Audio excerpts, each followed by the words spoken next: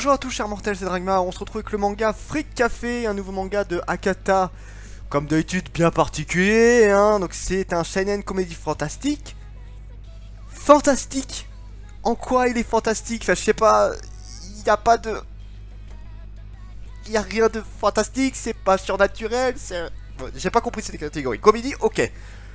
J'aurais pu mettre thriller ou des trucs du style, mais bon, fantastique, non, du tout. Donc, c'est un manga fait par Arisaki Meika, c'est son premier manga, visiblement, et ça commence plutôt fort pour cet auteur, mais c'est drôle, c'est cool. Alors, l'histoire, qu'est-ce que c'est? C'est le café Statis, je dis juste pour ça au début. Le café Statis, du coup, c'est un café un petit peu particulier qui rassemble tous les personnes qui ont des pulsions sexuelles un petit peu particulières. Particulière à quel point?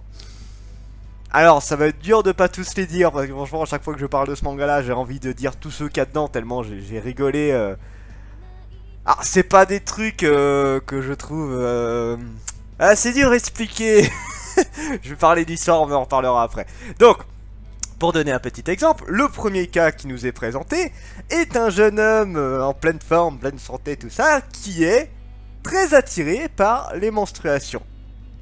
Oui, donc il adore les règles, voilà, le sang des règles, tout ça, c'est sa grande passion. Donc ce qu'il fait, c'est que dès que sa copine a ses règles, il va récupérer ses serviettes hygiéniques et il les goûte goulûment en s'en mettant partout sur la gueule. Enfin voilà, c'est très, ça doit être... Ça donne envie, hein, si tu as envie d'essayer avec ta copine aussi, pourquoi pas. Donc voilà, c'est une pulsion sexuelle comme une autre, hein. Ça c'est la première, il y en a d'autres, hein. On a du sadomasochiste version puissance 1000. On a... Ah, j'ai du mal à tout vous dire parce qu'en fait, j'essaye de pas trop vous en dire, mais voilà.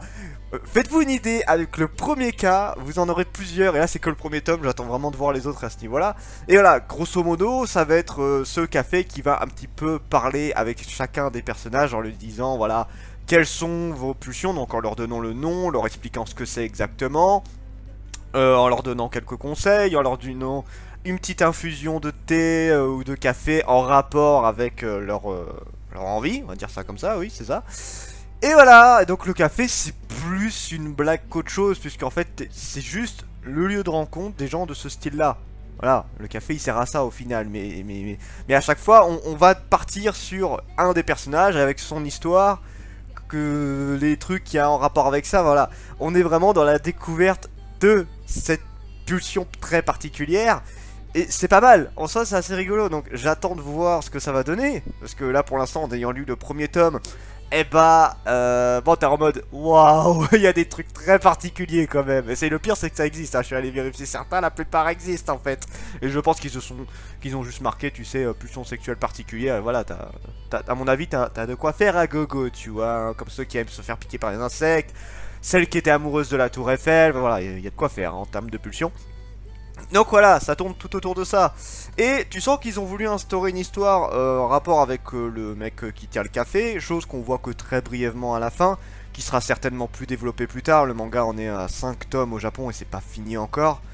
Honnêtement, c'est pas ce que j'attends le plus. Clairement, c'est pas du tout ce que j'attends le plus. J'ai plus envie de voir des cas très particuliers. Et là, pour l'instant, les 3 cas principaux qu'on a eu, j'en ai eu pour mon argent. Ça, j'ai pas de problème. Hein, il y a tout ce qu'il faut. Donc voilà, bon pour la note de potentiel, pour l'histoire je mets un 17, même s'il n'y a pas réellement d'histoire, c'est juste, c'est drôle quoi, j'aime bien ce genre de petits trucs un petit peu particuliers qui changent, qui te fait découvrir des trucs, tout ça, c'est sympa, voilà. Je sais pas trop quoi en dire de plus parce que bah, tu ne peux que regarder, tu peux pas vraiment parler de ce genre de truc là, il faut regarder, c'est comme Prison School, c'est compliqué d'en parler, il faut aller voir pour vraiment comprendre le délire. Alors par contre en termes de dessin je mets un 12, c'est clairement pas le point fort du manga, les dessins sont pas spécialement beaux. C'est très vide niveau du fond, voilà, les personnages j'ai l'impression qu'ils sont pas toujours finis et tout. Mais bon, t'es pas là pour regarder les dessins en soi, t'es vraiment là pour voir les pulsions sexuelles de chaque personnage. Donc bon, le dessin, même si je le trouvais pas beau, m'a pas choqué plus que ça dans le contexte, voilà, il avait pas besoin d'un dessin exceptionnel en soi. Alors, les personnages, pareil, un personnage j'aurais limite mis un point d'interrogation, parce que comment tu veux noter des trucs pareils? Je mets un 16 dans le sens où bah c'est tous des...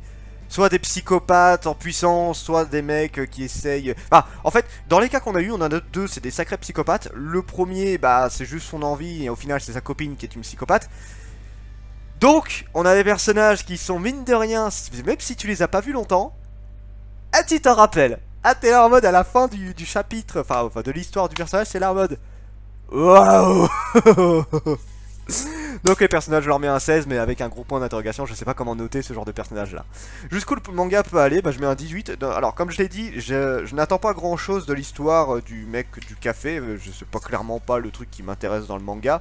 Mais les différents personnages avec leurs envies sexuelles, ouais, là j'en attends beaucoup. Et j'espère qu'il va y avoir des trucs aussi kiffants que dans le premier tome, parce qu'il y a carrément moyen.